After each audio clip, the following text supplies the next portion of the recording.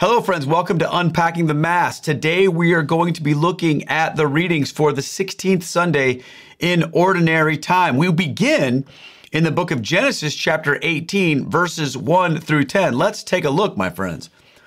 The Lord appeared to Abraham by the terebinth of Mamre as he sat in the entrance of his tent while the day was growing hot.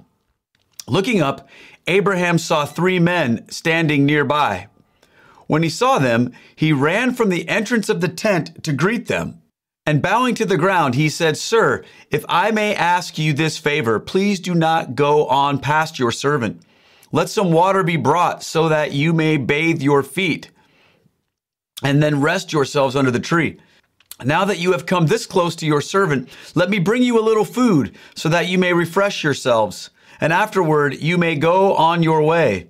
The men replied, "Very well, do as you have said." Abraham hastened into the tent and told Sarah, "Quick, 3 measures of fine flour, knead it and make rolls."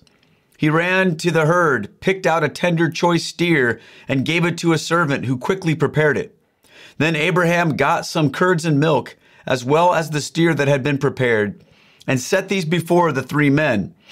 And he waited on them under the tree while they ate. They asked Abraham, "Where is your wife Sarah?" He replied, "There in the tent."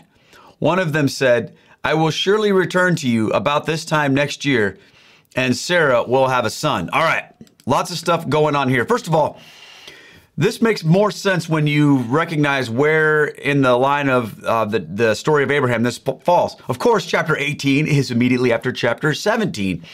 And chapter 17, Genesis, is where Abraham is told by God that he's going to have this son, Isaac, with Sarah, and that through Isaac, this incredible covenant will be made. This is where circumcision comes in. Abraham's 99 years old, and he's blown away. So not long after that is given, this interesting encounter takes place where these 3 men, one of them, at least in some way, is the Lord. It's God, Jesus in the flesh, perhaps. People have said this is a pre-incarnation of Jesus. So I don't understand exactly how all that works, but we know that these aren't just random guys that have shown up.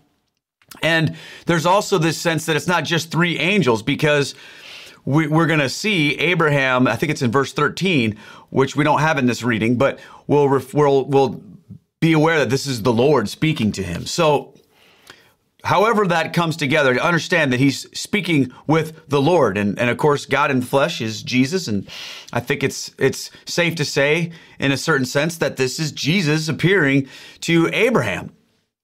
Now, what's going on here?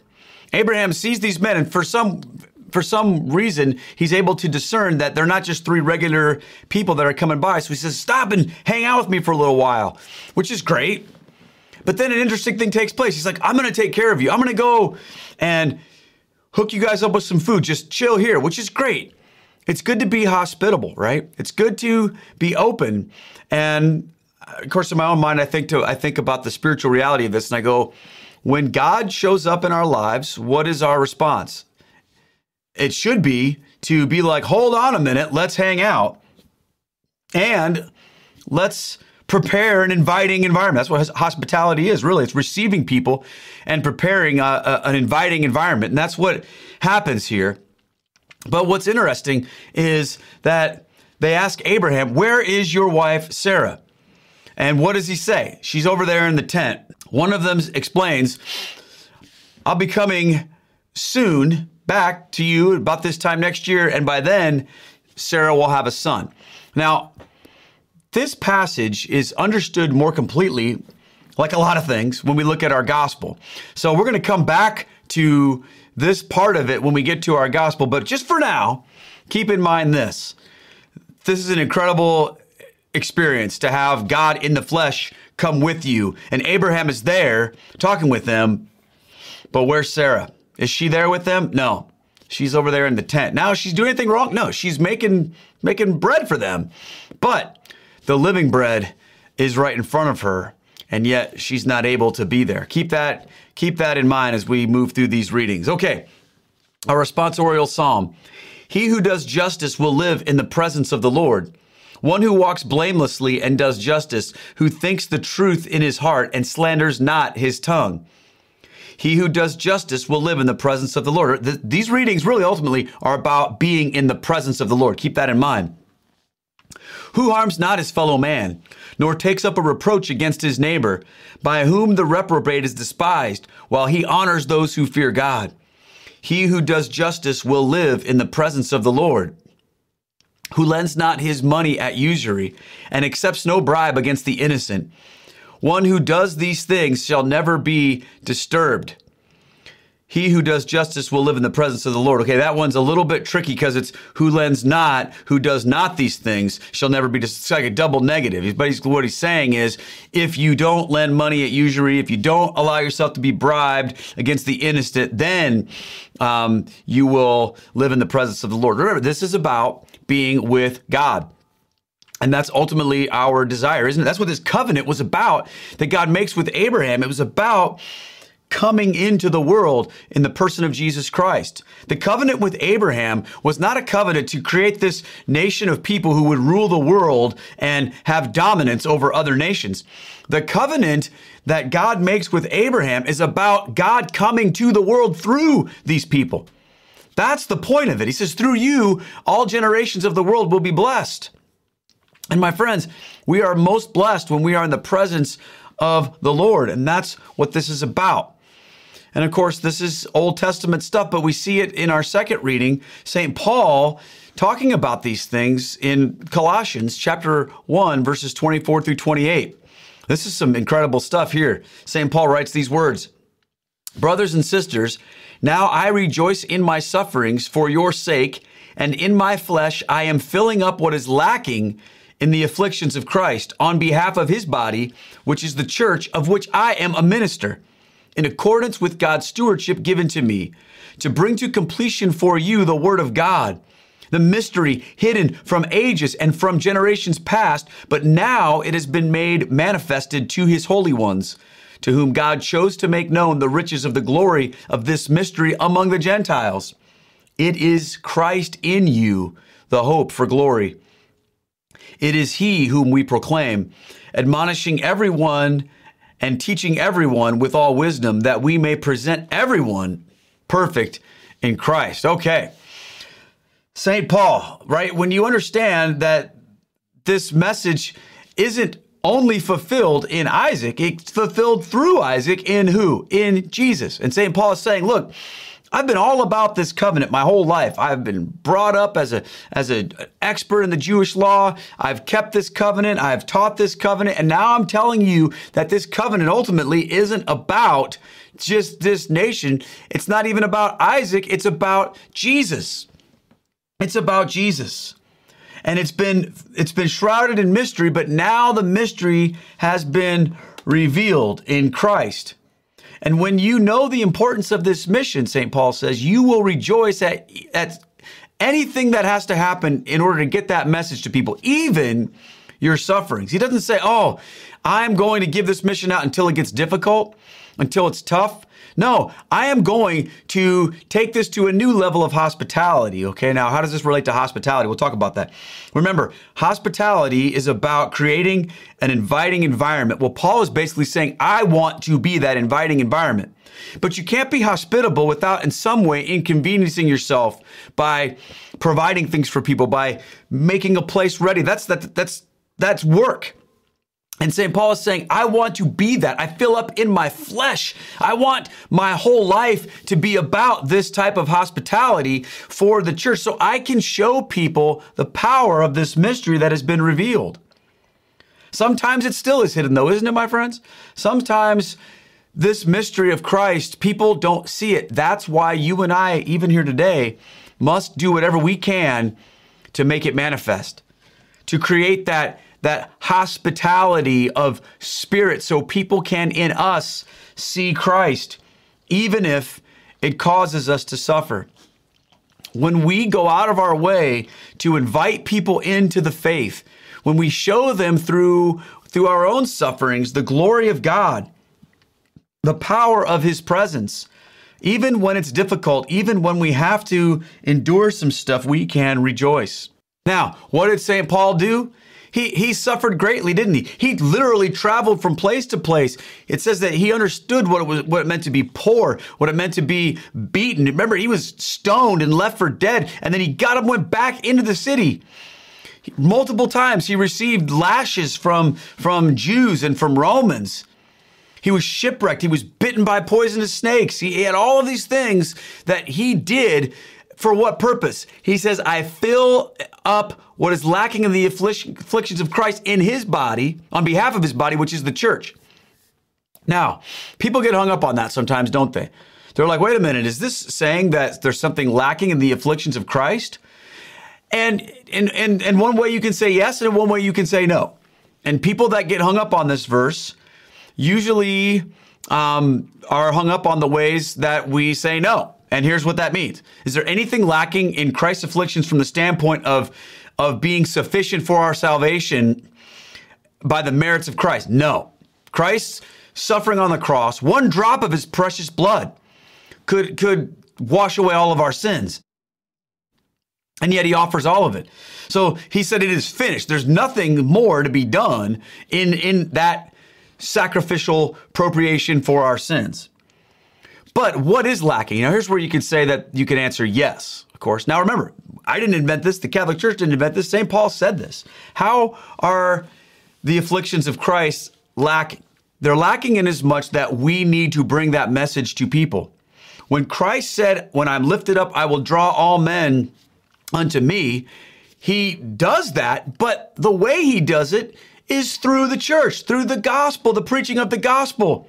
So in that sense, what St. Paul is saying is not like, oh, Christ's sufferings weren't good enough. He's saying that the plan of God involves the preaching of the gospel, which is going to mean that people who do that are going to have to suffer sometimes. So the lack isn't about a deficiency. Hear me on this. The lack is about that there's a two-part plan. Okay, at least two parts. There's Christ doing the work, and then the church proclaiming the gospel. I think that makes sense. It makes sense in my head. Do you guys understand what I'm saying here? It's not that the lacking means there's deficiency. It's that the lacking means that there's another step. And if that other step isn't taken, then you're going to not see the fulfillment of this.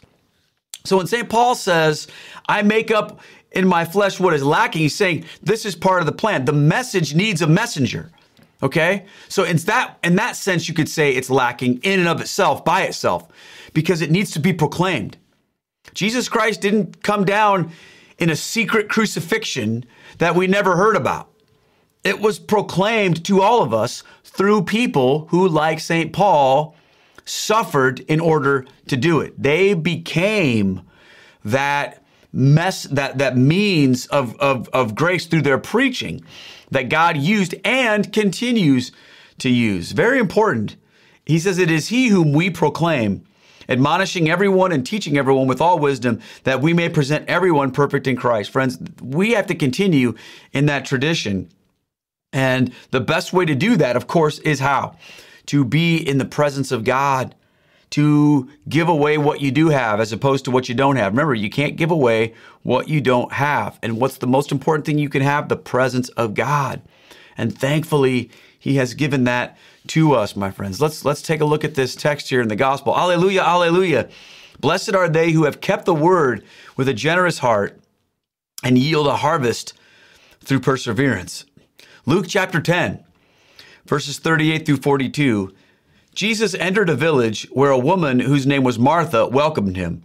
She had a sister named Mary, who sat beside the Lord at his feet, listening to him speak. Martha, burdened with much serving, came to him and said, Lord, do you not care that my sister has left me by myself to do the serving? Tell her to help me. The Lord said to her in reply, Martha, Martha, you are anxious and worried about many things. There is need of only one thing. Mary has chosen the better part, and it will not be taken from her. Okay, now, Mary and Martha, of course, good friends of Jesus. And when Jesus, he loves them. And when he comes to visit them, Mary is sitting at his feet. She's just like, whatever's going on right now, I'm dropping it to sit at the feet of Jesus and hear him. And Martha, of course, is like more worked up about, well, we got to do this, we got to do that, we got to have all this stuff. And is that wrong? Is there anything wrong with what she's doing? No. But what happens next is kind of important. She goes to Jesus and she's like, hey, I'm glad you're here, but aren't you worried that my sister has left me to do all these things by myself? And Jesus basically says to her, look, you're all worked up about all these things and many things, but there's really only need for one thing, and it's to be with me. And Mary has chosen that, and it's not going to be taken from her. Think about that. Think about that. Now, before I get too far, I want to harken back to our first reading because you'll miss this if you're not connecting these two. What was going on with Abraham and Sarah? The Lord shows up and Abraham is there. Where is Sarah? They even asked him that question. Where's your wife, Sarah? It wasn't because they didn't know the answer. They weren't like, wait, we don't know where she is. God knows everything. It was more of a question of like, hey, why isn't she here with you? Why isn't she with you? Now, was there anything wrong with what she was doing? No, it was fine to prepare things for these men and do all that. But think about what she missed out on. Think about that for a second. She missed out on being with Jesus as well. They asked him, where is your wife, Sarah? I want to point it out to you one more time. They asked Abraham, where is your wife, Sarah? There in the tent. She should have been right there with him. One of them said, I will surely return to you about this time, and then Sarah will have a son. But man, think about what she missed out on. Abraham's like, oh, you got to hear what he said. Friends, understand this. There is nothing more important than you can be ever doing than being with Jesus. And yet sometimes that's viewed in our lives as the last thing that we should be doing. Not because we're like anti being with Jesus, because we get sometimes so worked up and so preoccupied with even doing good things for the kingdom, that we sometimes can forget just to be with him. This has been hitting me a lot lately in my own life, and I'll tell you why. I've been struggling a little bit with what to do in adoration. Have you guys ever experienced that? When I first became Catholic and I started going to adoration, I just showed up to adoration. And that's when you sit in front of the Blessed Sacrament and just worship and adore Jesus, who's there with us. This is literally the presence of God, just like God was with Abraham and God was with Mary and Martha. He's with us when we go before the Blessed Sacrament. Well, as I began to spend more time in adoration, I kind of started seeing some things that maybe confused me a little bit. I look around at other people that were there and I saw people, sometimes people would be sitting there with like a computer working on something. Some people would be reading books. Most people reading books, writing stuff down. I saw a guy there one time, he had headphones on. He was listening to music. I've seen people kind of walking around doing different things. And first of all, let me just say this.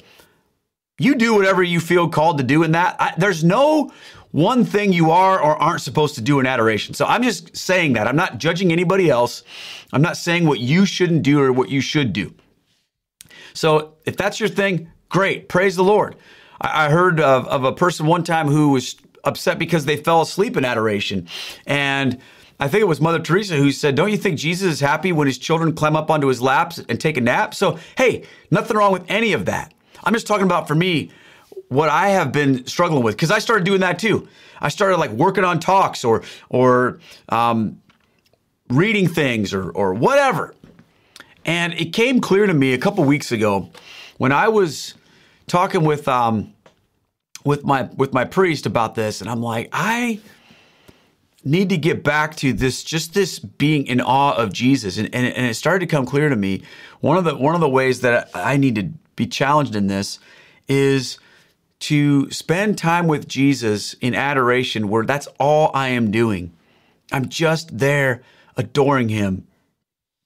And I try to imagine being like Mary here in this, and this is, keep in mind, this isn't Mary, the mother of God. This is Mary, sister of Martha, sister of Lazarus, just being at his feet. That's where Mary was. She just sat at the feet of the Lord and listened. Whereas Martha was like trying to get all this stuff done. And sometimes that happens to me. I'm sitting at the feet of Jesus, but I have another agenda. I just want to get a bunch of stuff done. So I've decided that for the next few weeks, I'm not saying forever and the rest of my life, when I go to adoration, I'm bringing nothing with me. I'm not bringing books, a journal, a computer, a device, anything like. I am literally just coming with my heart, and I just want to sit at the feet of Jesus. It's like that man who talked to St. John Vianney about why he just goes to adoration and he just sits there all the time. There was this man who just went to the church and sat there, and I think it was St. John Vianney who asked him, "What are you doing there?" And he said this, "I look at him and he looks at me."